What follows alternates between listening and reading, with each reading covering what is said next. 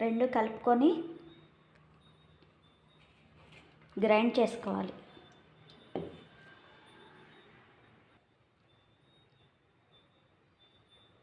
కోడిగుడ్డు పాలు రెండు గ్రైండ్ చేసుకోవాలి. గ్రైండ్ చేసిన పాలు ఇలా బౌల్లోకి తీసుకోవాలి.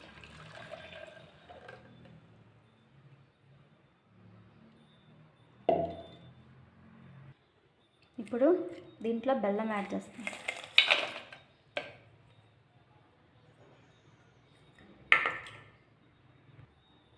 దీంట్లో మిరియాల పొడి, యాలక్కాయలు యాడ్ చేస్తాం.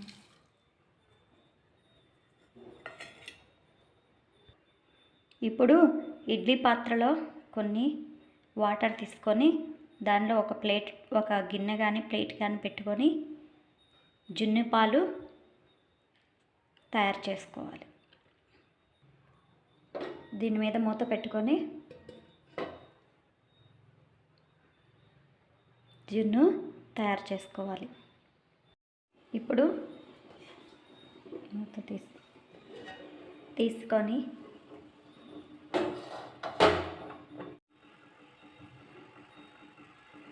జున్ను రెడీ అయింది. మూత తీసుకొని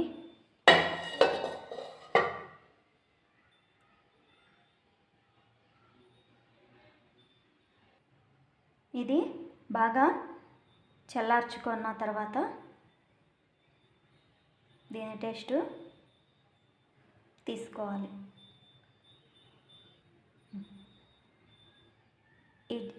ఈ జున్నుని బాగా చల్లార్చుకొని తినాలండి.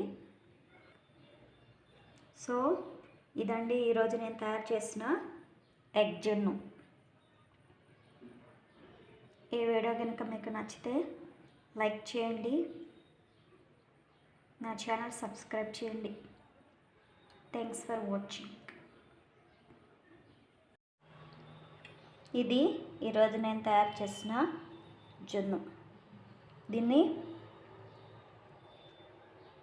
బాగా చల్లార్చుకున్నాక తింటే బాగుంటుంది.